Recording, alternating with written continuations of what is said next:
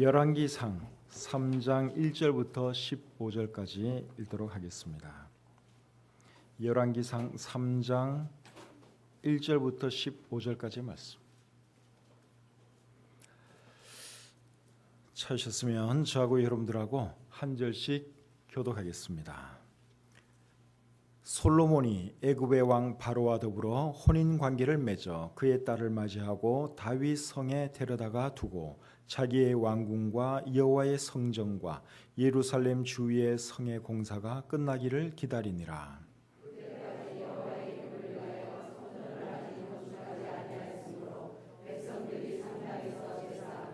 솔로몬이 여호와를 사랑하고 그의 아버지 다윗의 법도를 행하였으나 산당에서 제사하며 분향하더라.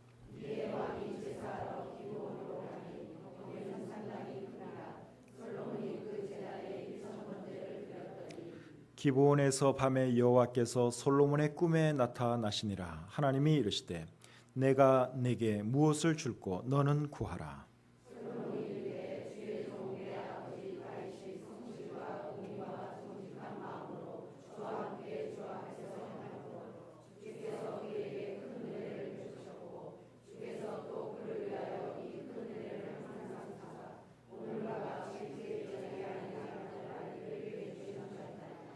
나의 하나님 여호와여, 주께서 종으로 종의 아버지 다윗을 대신하여 왕이 되게 하셨사오나 종은 작은 아이라 출입할 줄을 알지 못하고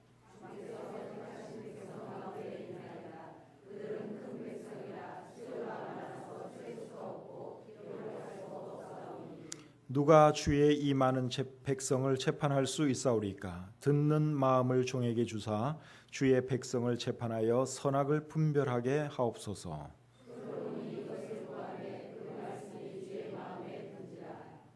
이에 하나님이 그에게 이르시되 네가 이것을 구하도다. 자기를 위하여 장수하기를 구하지 아니하며 부도 구하지 아니하며 자기 원수의 생명을 멸하기도 구하지 아니하고 오직 송사를 듣고 분별하는 지혜를 구하였으니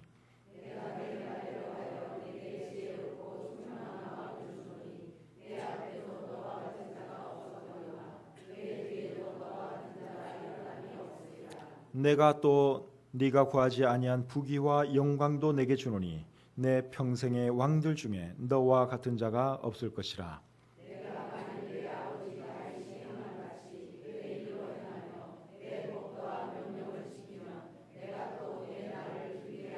다 같이요. 솔로몬이 깨어보니 꿈이더라. 이에 예루살렘에 이르러 여호와의 언약궤 앞에 서서 번제와 감사의 제물을 드리고 모든 신하들을 위하여 잔치하였더라. 아멘. 하나님 아버지, 오늘도 주님 은혜 가운데 하루 생활 잘 마치게 하시고 하나님을 예배하는 이 자리에 저희들 불러주시니 감사합니다. 그동안 우리와 함께 예배드리던 김지아 모회님 또 편안한 가운데 주님 나라로 인도해 주셔서 감사합니다. 그러나 그 가족들 마음속에는 또 한없는 이별의 아픔, 이별의 슬픔이 있을 줄 압니다. 하나님께서 위로해 주시고 또 모든 장례 절차 가운데 함께 하셔서 하나님 영광 받으시고 또 그 가족들과 우리들 모두에게는 큰 위로와 또 하나님의 은혜가 있게 해 주시옵소서. 부족한 종이 하나님 말씀을 전합니다. 함께 해 주시고 오늘 이 말씀을 통해서도 우리가 귀한 것 얻고 돌아가게 해 주시옵소서. 예수님의 이름으로 기도드립니다. 아멘. 자리에 앉겠습니다.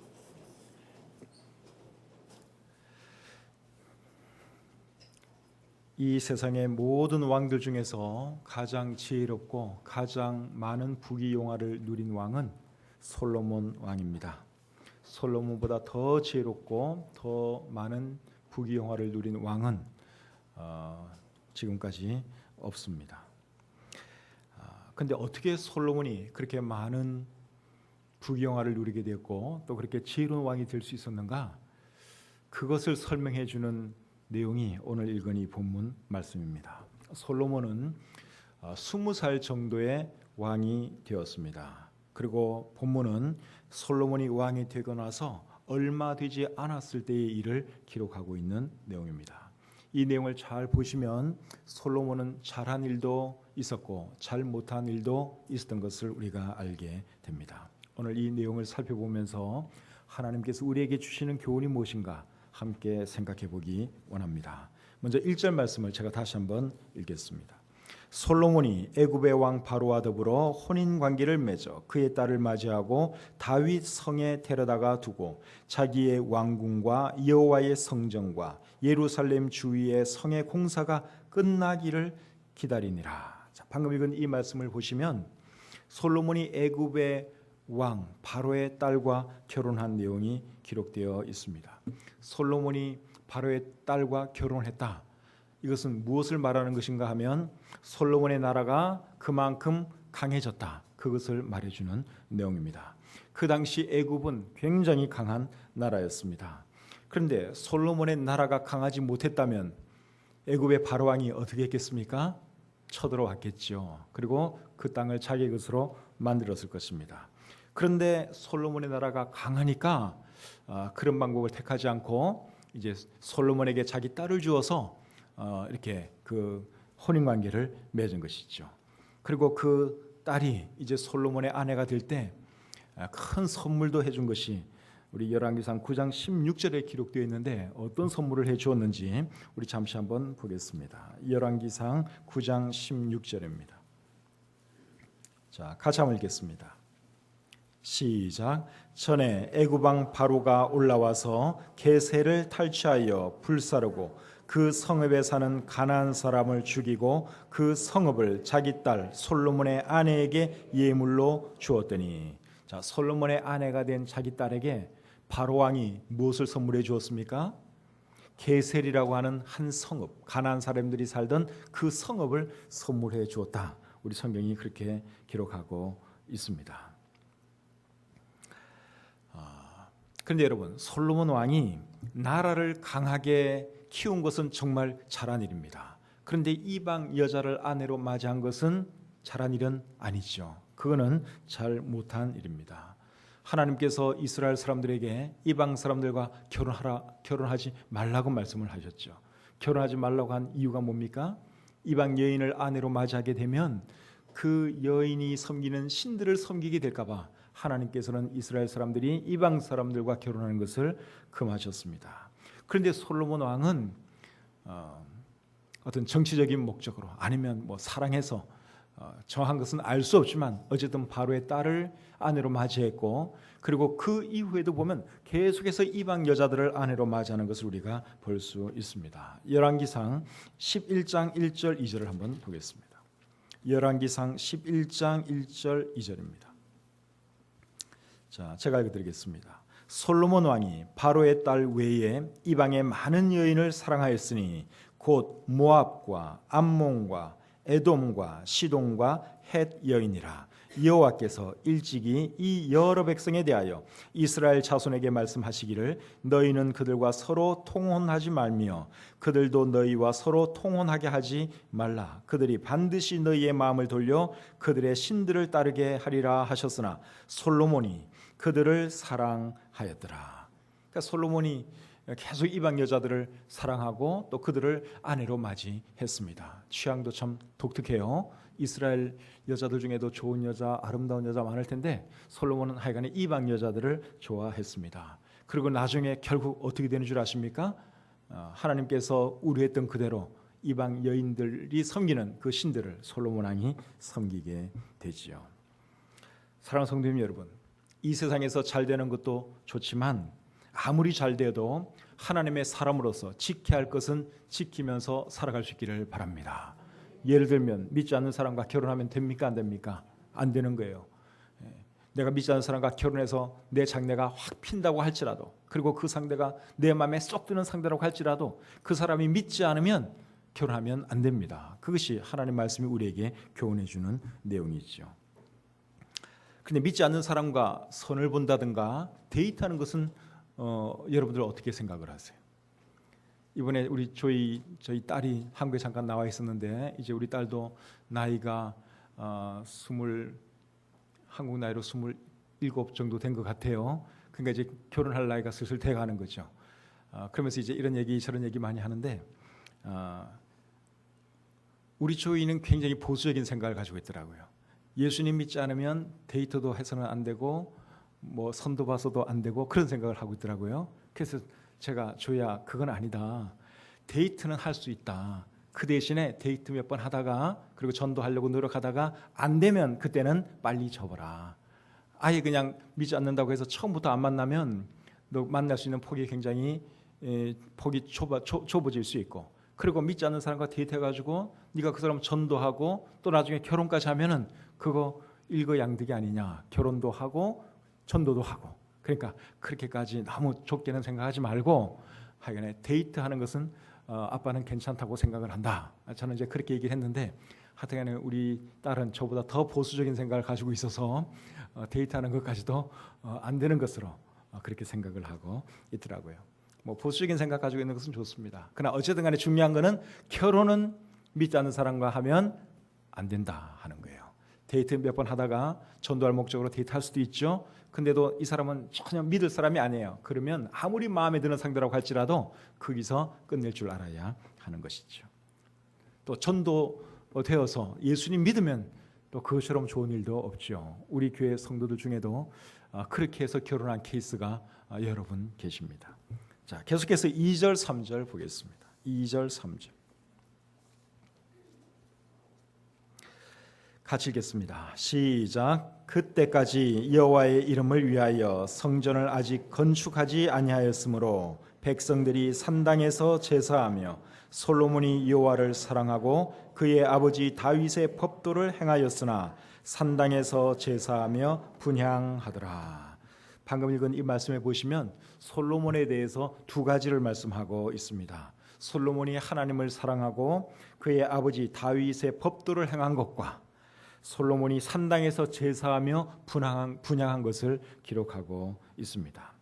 솔로몬이 하나님을 사랑하고 아버지 다윗의 법도를 행한 것은 이거는 정말 잘한 일입니다. 그러나 산당에서 제사하며 분향한 것은 이거는 잘 못한 일이죠. 산당이라고 하는 것은 이스라엘 백성들이 가나안 땅으로 들어가기 전에 가나안 족속들이 자기들의 신들을 제사하던 그러한 장소입니다. 근데 그 장소가 주로 산 위에 있었습니다. 그래서 이제 그런 장소를 우리 성경에서는 산당이라고 표현하고 있습니다. 근데 이런 산당에 대해서는 하나님께서 이스라엘 백성들에게 어떤 명령을 내렸는가 하면은 너희들이 가나안 땅에 들어가게 되면 이방 사람들이 만들어 놓은 산당들 그거 다 허물어뜨리라. 하나님께서 그런 명령을 내리셨죠. 민수기 33장 52절 제가 한번 읽어드리겠습니다.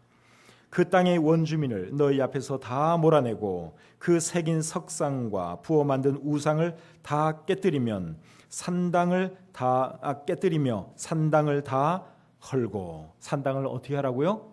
다 헐라 그랬어요. 너희들이 가나안 땅에 들어가게 되면 이방 사람들이 그들의 신들을 제사하던 산당 그거 다 허물어뜨리라. 하나님께서 그렇게 말씀하셨습니다. 그런데 이스라엘 백성들은 그렇게 하지를 않았어요. 산당을 그대로 내버려 두고 그곳에서 무엇을 했는가 하면 하나님께 제사를 드렸습니다. 근데 하나님께 제사는 아무 데서나 드리면 안 되고 하나님께서 정해 준 곳, 하나님께서 제사 드리라고 한 그곳에서만 제사를 드려야 합니다. 근데 이스라엘 백성들이 그렇게 하지를 않았죠. 자, 그 말씀이 어디에 있는가 하면 신명기 12장 2절부터 6절까지 나옵니다. 이 말씀을 한번 보겠습니다. 자, 신명기 12장 2절부터 6절까지의 말씀입니다. 신명기 12장 2절부터 6절. 너희가 쫓아낼 민족들이 그들의 신들을 섬기는 곳은 높은 산이든지 작은 산이든지 푸른 나무 아래든지를 막론하고 그 모든 곳을 너희가 마땅히 파멸하며 그 제단을 헐며 주상을 깨뜨리며 아세라상을 불사르고 또 그 조각한 신상들을 찍어 그 이름을 그곳에서 멸하라. 너희의 하나님 여호와께는 너희가 그처럼 행하지 말고 오직 너희의 하나님 여호와께서 자기의 이름을 두시려고 너희 모든 지파 중에서 택하신 곳인 그 계실 곳으로 찾아 나아가서 너희의 번제와 너희의 제물과 너희의 11조와 너희 손의 거제와 너희의 서원제와 낙헌 예물과 너희 소와 양의 처음 난 것들을 너희는 그리로 가져다가 드리고. 자, 여기 보시면 하나님께서 지정하신 곳으로 가서 하나님을 예배하고 번제도 드리고 또 드릴 거 하나님께 드리라고 말씀하고 있죠. 같은 장 13절 14절도 한번 읽어보겠습니다. 신명기 12장 13절 14절. 너는 삼가서 내게 보이는 아무 곳에서나 번제를 드리지 말고 오직 너희의 한 지파 중에 여호와께서 택하실 그곳에서 번제를 드리고 또 내가 네게 명령하는 모든 것을 거기서 행할지니라. 여기도 보시면 아무 데서나 제사 드리지 말고 하나님께서 지정하신 곳에서, 그곳에서만 제사 드리라고 말씀하고 있습니다. 하나님께서 왜 그렇게 명령하셨는가 하면 이방 사람들의 종교와 그리고 하나님 믿는 그 신앙이 혼합되는 것을 하나님이 원치를 않으셨어요. 종교 혼합주의로 가는 것을 하나님은 원치 않으셨기 때문에 그들이 제사 지내던 그곳에서 계속 지내지 말고 그거는 완전히 허물어뜨리고 하나님께서 지정하신 그곳에서 또 하나님께서 가르치신 그 방법대로만 하나님께서 예배 드리라고 말씀을 하셨지요. 그런데 솔로몬 왕이 오늘 이 본문에 보시면 어떻게 했어요? 산당을 헐어버리지 아니하고 산당에 가서 하나님께 제사 드렸다. 그리고 분향했다. 그렇게 기록하고 있습니다. 특별히 솔로몬은 어디에 있는 산당을 좋아했는가 하면 기브온에 있는 산당을 좋아했습니다. 자, 4절 말씀을 보겠습니다. 4절. 이에 왕이 제사하러 기브온으로 가니 거기는 산당이 큼이라. 어디에 있는 산당을 솔로몬이 좋아했습니까? 기브온에 있는 산당을 좋아했습니다. 기브온은 예루살렘 북서쪽으로 약 9km 떨어진 곳에 있습니다. 북서쪽으로 9km 가려면 이게 꽤 그래도 많이 걸어가야 되는 거리죠. 근데 왜 솔로몬이 그곳으로 갔느냐? 일단 그 산당이 크다 그랬습니다. 그리고 역대하 1장 3절에 보시면 그곳에 무엇이 있었는가 하면 모세가 만든 성막이 거기에 있었어요. 역대하 1장 3절 한번 보겠습니다. 역대하 1장 3절입니다. 제가 읽어드릴게요. 솔로몬이 온 회중과 함께 기브온 산당으로 갔으니 하나님의 회막 곧 여호와의 종 모세가 광야에서 지은 것이 거기에 있습니다. 모세가 성막을 지은 것 여러분 다 알고 계시죠? 그런데 솔로몬이 왕으로 있던 그 시절에 그 성막이 어디에 있었는가 하면 기브온에 있었다 그랬어요. 아마 이런 이유 때문에 솔로몬이 그곳을 좋아한 것이 아닌가 그런 생각이 듭니다. 그런데 하나님의 법궤는 어디에 있었는가 하면 그 당시에 이미 예루살렘에 있었습니다. 아무리 하나님의 성막이 거기에 있다고 해도 솔로몬 왕이 그곳에 가서 하나님을 예배하는 것은 이거는 잘못된 일입니다. 자, 본문 15절 말씀을 한번 보겠습니다. 본문 15절. 자, 같이 한번 읽지요. 시작. 솔로몬이 깨어보니 꿈이더라. 이에 예루살렘에 이르러 여호와의 언약궤 앞에 서서 번제와 감사의 제물을 드리고 모든 신하들을 위하여 잔치하였더라. 꿈에서 깨어서 예루살렘으로 돌아왔어요. 그리고 예루살렘에 와서 하나님의 언약궤 앞에서 번제를 드렸다. 그렇게 말씀을 하고 있죠.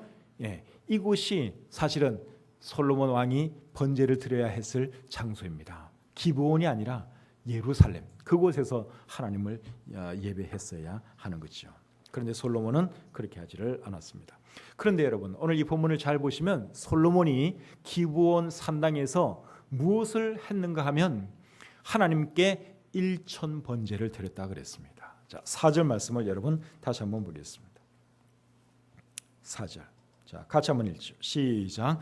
이에 왕이 제사하러 기브온으로 가니 거기는 산당이 큼이라. 솔로몬이 그 제단에 1천 번제를 드렸더니, 솔로몬이 기브온의 산당에서 뭘 드렸어요? 1천 번제. 누구에게요? 하나님에게. 하나님에게 1천 번제를 드렸다 그랬습니다. 1천 번제를 드렸다 하는 이 말은 1천 번의 번제를 드렸다. 1천 마리의 짐승을 번제로 드렸다. 그러한 의미입니다. 똑같은 내용이 역대하 1장 6절에도 기록이 되어 있는데 거기 있는 말씀을 제가 한번 읽어드리겠습니다. 역대하 1장 6절입니다. 여호와 앞 곧 회막 앞에 있는 놋 제단에 솔로몬이 이르러 그 위에 1000마리 희생으로 번제를 드렸더라. 그러니까 1000번의 희생이나 1000마리의 짐승을 죽여서 드리는 번제나 이게 결국 개념은 같은 거예요. 그렇게 해서 솔로몬이 하나님께 제사를 드렸다는 것입니다. 하루에 그렇게 드렸다는 것인지 여러 날에 걸쳐서 그렇게 드렸다는 것인지 그거는 우리가 정확하게 알 수가 없습니다. 그런데 어쨌든 간에 1천 번제를 하나님께 드렸다고 하는 것은 이거는 보통 일이 아니에요. 대단한 일입니다. 하나님을 사랑하는 마음이 없이는 절대로 이렇게 할 수가 없습니다. 기브온까지 거리가 9km라 그랬어요. 만약에 여러 날에 걸쳐서 했다면 여러분 얼마나 많은 날들을 오가면서 이 일을 한 것입니까? 그리고 1000마리의 짐승을 이제 잡아서 하나님께 드렸는데 또 돈은 얼마나 많이 들었겠어요. 그러니까 하나님을 사랑하는 마음이 없이는 절대로 이렇게 할 수가 없습니다. 근데 솔로몬은 하나님을 사랑하는 마음이 정말 강한 사람이었어요. 그래서 1000번제를 하나님께 드릴 수 있었던 것이죠. 그리고 이런 그의 마음을 하나님은 받아주셨습니다. 자, 4절 하반절과 5절 제가 다시 읽겠습니다. 솔로몬이 그 제단에 1000번제를 드렸더니 기브온에서 밤에 여호와께서 솔로몬의 꿈에 나타나시니라. 하나님이 이르시되 내가 네게 무엇을 줄고 너는 구하라. 하나님께서 꿈에 솔로몬에게 나타나셨어요. 꿈에 나타나셔서 뭐라고 말씀하셨는가 하면 내가 네게 무엇을 줄고 너는 구하라. 네 소원이 무엇이냐 한번 말해보아라. 내가 그 소원 들어주겠다. 그런 말씀이에요. 이제 꿈에서 하나님께서 나타나셔서 이제 실제로 그렇게 해 주시겠다는 것입니다. 저와 여러분들에게도 하나님께서 꿈에 나타나셔서 이렇게 말씀 한번 해주시면 얼마나 좋겠습니까? 그렇죠? 네 소원이 무엇이냐 말 한번 해보거라. 내가 다 들어주겠다. 그렇게 하나님이 말하신다면 여러분은 뭐라고 대답할 것 같아요? 저 같으면 하나님 한 100억만 주십시오. 그러고 싶습니다. 100억 가지고 뭘 하느냐? 교회 건축하지요. 100억만 있으면 교회 건축 아주 멋지게 할 수 있을 것 같습니다. 그래서 만약에 하나님이 저에게 이렇게 묻는다면 하나님 100억만 주십시오. 그렇게 말하고 싶어요. 여러분들은 어떤 소원만 하고 싶어요? 한번 잘 생각해 보세요. 소원이 있어야지 하나님께서 뭐 들어주시든가 말든가 하지. 어떤 남자가 간절히 기도를 했더니 천사가 나타나서 네 소원을 말해보거라 그렇게 말을 하더래요. 그래서 이 사람이 드디어 하나님께서 이제 내 소원을 들어주시려나 보다 그렇게 생각을 하고 평상시에 생각했던 것들을 이제 그 천사 앞에 막 이야기를 시작하는 거예요. 천사님 좋은 집도 한 채 주시고 차도 너무 낡았으니까 좋은 걸로 한 대 바꿔주시고 그리고 내가 아직 장가를 못 갔는데 예쁜 색시도 좀 하나님 보내주시고 그리고 이것도 주시고 저것도 주시고 그러면서 자기의 소원 마음에 품고 있던 소원들을 천사에게 쭉 이야기를 했어요. 천사가 열심히 받아 적더니 제일 마지막으로 이렇게 말을 하더래요. 설문조사에 응해 주어서 고맙다. 그리고 가버렸어요. 근데 우리 하나님은 지금 설문조사하는 게 아니라 진짜 솔로몬의 소원을 들어주시기 위해서 네 소원이 무엇이냐 말해보거라. 내가 들어주겠다. 지금 그렇게 말씀하고 있는 거예요. 근데 여러분 하나님께서 솔로몬에게 이런 기회를 주신 배경에는 뭐가 있습니까? 그가 하나님께 뭘 드렸어요? 1000번제. 그걸 우리가 잊어버리면 안 돼요. 1000번제를 드리니까 하나님이 감동하신 거예요. 그래서 너무나 기뻐서 너무 기특해서 솔로몬에게 소원을 말해보라고 그렇게 말씀을 하신 것이죠. 그러니까 저와 여러분들도 예배 드릴 때는 솔로몬 왕이 하나님께 1000번제 드렸던 그런 마음으로 예배 드려야 할 줄 믿습니다. 그래야지 하나님께서 우리의 예배를 기쁘게 받아주시고 또 잘하면 복도 주시고 그런 것이죠. 하나님께서 여러분 찾는 사람이 어떤 사람이에요? 하나님께 영과 진리로 예배하는 사람을 찾는다고 요한복음 4장에서 말씀하셨잖아요. 그래서 우리가 정말 예배 잘 드려야 돼요. 하나님이 제일 기뻐하는 사람은 어떤 사람이냐? 예배 잘 드리는 사람이에요. 근데 목사인 저도 여러분 사실 어떤 사람이 제일 좋은 줄 아십니까? 예배 잘 드리는 사람이 좋더라고요. 뭐 헌금 많이 하는 사람도 좋고 전도 잘하는 사람도 좋고 헌신 많이 하는 사람도 좋고 다 좋은데요. 진짜 개인적으로 제가 제일 좋아하는 사람은 예배 잘 드리는 사람이에요. 그러니까 오늘 여기 수예배에 오신 분들이 진짜 제가 좋아하는 분들이에요. 다른 거 아무리 잘해도 예배 생활 게을리하는 사람은 솔직히 말해서 제가 별로 안 좋아해요. 여러분들은 정말 귀한 분들이에요. 하나님도 어떤 사람을 좋아하시느냐? 예배 생활 잘하는 사람을 좋아하십니다. 그래서 하나님이 솔로몬에게 네가 원하는 것이 무엇이냐 말해보거라 그렇게 말을 하니까 솔로몬이 뭐라고 대답을 합니까? 자, 그 내용이 6절부터 9절까지 기록되어 있습니다. 6절부터 9절 제가 읽어드릴게요. 솔로몬이 이르되 주의 종 내 아버지 다윗이 성실과 공의와 정직한 마음으로 주와 함께 주 앞에서 행함으로 주께서 그에게 큰 은혜를 베푸셨고 주께서 또 그를 위하여 이 큰 은혜를 항상 주사 오늘과 같이 그의 자리에 앉을 아들을 그에게 주셨나이다. 나의 하나님 여호와여 주께서 종으로 종의 아버지 다윗을 대신하여 왕이 되게 하셨사오나 종은 작은 아이라 출입할 줄을 알지 못하고 왕께서 택하신 백성 가운데 있나이다. 그들은 큰 백성이라 수요가 많아서 셀 수도 없고 기록할 수도 없사오니 누가 주의 이 많은 백성을 재판할 수 있사오리까. 듣는 마음을 종에게 주사 주의 백성을 재판하여 선악을 분별하게 하옵소서. 자, 방금 읽은 이 내용이 솔로몬이 하나님께 말한 내용인데, 자, 어떤 말을 했는가 하면 하나님께서 자기 아버지 다윗과 자기에게 은혜 베풀어 주신 것에 대해서 먼저 감사의 말을 했습니다. 이런 거 보면 솔로몬이 그래도 예의는 있는 사람이에요. 그죠? 네 소원을 말해보거라 그렇게 말했을 때 다짜고짜 소원 말하지 않고 그동안 베풀으신 그 은혜에 대해서 쭉 하나님께 말씀을 드리면서 그 감사의 마음을 먼저 전했죠. 그러고 나서 이제 자기의 소원을 말하게 되는데 그 소원이 뭔가 하면 자기는 나이도 어리고 경험도 부족하니까 백성들을 잘 재판할 수 있도록 듣는 마음을 달라고 그렇게 말을 했습니다. 자, 9절 말씀 제가 다시 한번 읽겠습니다. 누가 주의 이 많은 백성을 재판할 수 있사오리까. 듣는 마음을 종에게 주사 주의 백성을 재판하여 선악을 분별하게 하옵소서. 이게 솔로몬의 소원이에요. 뭘 달라 그랬어요? 듣는 마음을 달라는 거예요. 듣는 마음. 여기서 말하는 듣는 마음은 지혜를 의미합니다. 표준 세번역 성경으로 보니까 지혜로운 마음 그렇게 번역을 해놨고 NIV 영어 성경에서는 a discerning heart, 즉 분별하는 마음 그렇게 번역을 했고 킹 제임스 성경하고 NASB 성경에서는 an understanding heart, 즉 이해하는 마음 그렇게 번역을 했습니다. 그래서 여기서 말하는 듣는 마음은 곧 지혜요 명철인 것을 우리가 알 수 있습니다. 여러분, 지혜의 시작이 뭔 줄 아세요? 지혜의 시작은 듣는 거예요. 듣는 거. 잘 듣다 보면 지식이 생깁니다. 또 잘 듣다 보면 옳고 그른 거 분별할 수가 있습니다. 어떻게 행해야 할지 알 수가 있습니다. 근데 듣지 않고 막 말하다 보면 그 사람 제대로 일을 할 수가 없어요. 그래서 우리 성경이 계속 강조하는 것이 뭔가 하면 잘 들으라는 것입니다. 야고보서 1장 19절에 보시면 사람마다 듣기는 속히 하고 말하기는 더디하라 그렇게 말씀하고 있죠. 그러니까 우리는 잘 들을 줄 알아야 돼요. 잠언 10장 19절에는 또 이렇게 말씀하고 있습니다. 말이 많으면 허물을 면하기 어려우나 그 입술을 제어하는 자는 지혜가 있느니라. 그러니까 지혜가 뭐냐? 듣는 것이 지혜예요. 말하는 게 지혜가 아니라 들을 줄 아는 것이 지혜입니다.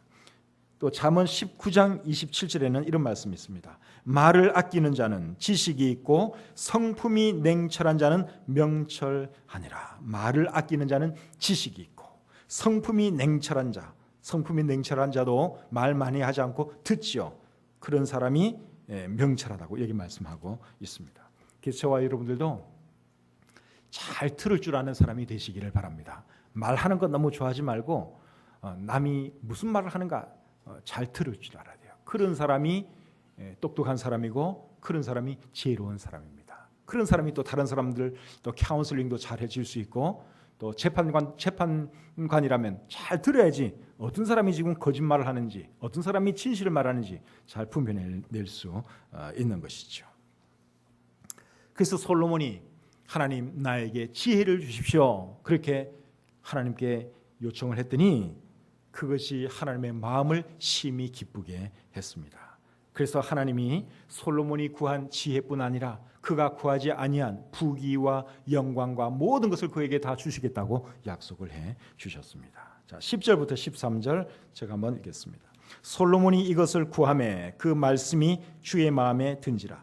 이에 하나님이 그에게 이르시되 네가 이것을 구하도다. 자기를 위하여 장수하기를 구하지 아니하며 부도 구하지 아니하며 자기 원수의 생명을 멸하기도 구하지 아니하고 오직 송사를 듣고 분별하는 지혜를 구하였으니 내가 네 말대로 하여 내게 지혜롭고 총명한 마음을 주노니 내 앞에도 너와 같은 자가 없었거니와 내 뒤에도 너와 같은 자가 일어남이 없으리라. 내가 또 네가 구하지 아니한 부귀와 영광도 내게 주노니 내 평생의 왕들 중에 너와 같은 자가 없을 것이라. 하나님께서 얼마나 기쁘든지 지혜를 주는 것은 당연한 일이고, 구하지 않았던 장수 또 뭐예요? 부귀, 영함, 하여튼 사람들이 원하는 건 모든 것을 그게 다 주시겠다고 약속을 하셨습니다.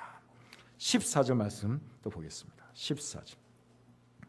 내가 만일 내 아버지 다윗이 행함같이 내 길로 행하며 내 법도와 명령을 지키면 내가 또 내 날을 길게 하리라.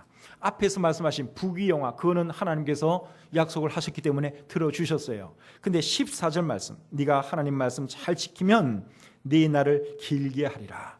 장수의 복을 주시겠다, 그렇게 말씀을 하셨는데 이 약속은 이루어지지가 않았죠. 솔로몬은 그렇게 장수의 복을 누리지를 못했습니다. 열왕기상 11장 42절에 보면 솔로몬이 예루살렘에서 온 이스라엘을 다스린 날 수가 40년이라 그랬어요. 40년. 근데 솔로몬이 왕이 되었을 때가 나이가 대충 얼마였다 그랬어요? 20살 정도였다고 제가 말씀을 드렸죠. 근데 왕위에 40년 있었으니까 몇 세까지 사는 겁니까? 60년. 얼마 못 살았어요. 빨리 죽었어요. 왜 빨리 죽은 줄 아십니까? 하나님 명령을 지키지 않아서 그랬죠. 이분이 처음에는 하나님을 잘 섬겼는데 나중에는 하나님을 제대로 섬기지를 않습니다. 그래서 이 14절 말씀은 결국 그에게 이루어지지를 못했습니다. 솔로몬 왕이 나중에 하나님을 떠나는 그 내용이 열왕기상 11장 4절부터 8절에 기록되어 있는데 제가 한번 읽어드리겠습니다. 11장 4절부터 8절입니다. 솔로몬의 나이가 많을 때에 그의 여인들이 그의 마음을 돌려 다른 신들을 따르게 하였으므로 왕의 마음이 그의 아버지 다윗의 마음과 같이 아니하여 그의 하나님 여호와 앞에 온전하지 못하였으니 이는 시돈 사람의 여신 아스다롯을 따르고 암몬 사람의 가증한 밀곰을 따름이라. 솔로몬이 여호와의 눈 앞에서 악을 행하여 그의 아버지 다윗이 여호와를 온전히 따름같이 따르지 아니하고 모압의 가증한 크모스를 위하여 예루살렘 앞 산에 산당을 지었고 또 암몬 자손의 가증한 몰록을 위하여 그와 같이 하였으며 그가 또 그의 이방 여인들을 위하여 다 그와 같이 한지라. 그들이 자기의 신들에게 분향하며 제사하였더라. 처음에는 정말 하나님 사랑하고 잘했는데 이분이 나중에는 자기의 아내들이 하자는 대로 이방 사람들 섬기다가 결국은 장수의 복도 누리지 못하고 그렇게 빨리 죽고 말았죠. 근데 솔로몬이 이제 그렇게 될 조짐은 사실 오늘 이 본문에도 이미 나와 있습니다. 바로의 딸을 아내로 맞이한 거, 그리고 또 산당에 가서 제사를 드린 거, 이런 것이 이미 여기 벌써 딱 나타나 있잖아요. 그리고 그것이 점점 안 좋아지더니 나중에는 많은 이방 여인들을 아내로 맞이하고 또 심지어 산당을 짓기도 하고 우상 숭배하는 그런 사람이 되고 말았습니다. 참 안타까운 일이죠. 그래도 처음에는 이 솔로몬이 정말 하나님을 사랑했다는 것입니다. 여러분 3절 말씀을 다시 한번 보겠습니다. 3절. 솔로몬이 여호와를 사랑하고 그의 아버지 다윗의 법도를 행하였으나, 여기까지는 참 좋잖아요, 그죠? 그런데 그 뒤에가 이제 문제예요. 산당에서 제사하며 분향하더라. 그러니까 처음에는 이분이 너무너무 하나님을 사랑했어요. 그랬기 때문에 하나님께서 이분에게 큰 복을 내려 주신 것이죠. 사랑하는 성도님 여러분, 저와 여러분들에게는 하나님을 사랑하는 마음이 있는지 한번 생각해 보시기를 바랍니다. 솔로몬의 나중 삶은 우리가 별로 본받을 것이 없어요. 그러나 처음에 하나님을 사랑했던 그 마음은 우리가 배워야 할 줄 믿습니다. 하나님을 사랑하는 마음이 있는 사람은 하나님의 말씀을 지킵니다. 그리고 하나님을 위해 희생이 있는 예배를 드리죠. 솔로몬이 하나님을 사랑했기 때문에 그가 한 것이 무엇입니까? 그의 아버지 다윗의 법도를 행했다 그랬어요. 이 말은 하나님 말씀을 지켰다, 그러한 의미고, 그리고 일천번제를 드렸죠. 희생이 있는 예배를 그가 하나님께 드린 것입니다. 하나님을 사랑한다고 하면서 하나님 말씀 안 지키는 사람, 그거 하나님 사랑하는 거 아닙니다. 하나님 사랑한다고 말로는 하는데 하나님을 위해서 아무도 드리지를 않는다면 그것도 하나님 사랑하는 것이 아닙니다. 정말 하나님을 사랑한다면 하나님을 위해서 뭔가 드릴 줄 알아야 돼요. 그리고 하나님께서 하신 말씀 그거 지키려고 노력하셔야 하는 것입니다. 사랑하는 성도님 여러분, 저는 저와 여러분들이 정말 하나님을 사랑하는 그러한 사람이 되었으면 좋겠습니다. 정말 예배를 사랑하고 또 우리 생활 가운데 하나님 말씀대로 실천하고 살아가는 그런 사람이 하나님을 사랑하는 사람이죠. 그리고 그런 사람이 결국 하나님의 사랑과 은혜를 입게 될 것입니다. 잠언 8장 17절 18절 한번 읽고 마치겠습니다. 잠언 8장 17절 18절입니다. 시작. 나를 사랑하는 자들이 나의 사랑을 입으며 나를 간절히 찾는 자가 나를 만날 것이니라. 부귀가 내게 있고 장구한 재물과 공의도 그러하니라. 아멘. 여러분 잘 되기 원하십니까? 그러면 하나님을 사랑하세요. 부귀 영화 다 하나님 손 안에 있습니다. 하나님께서 그런 거 누구에게 주시겠어요? 하나님 사랑하는 사람에게 주시죠.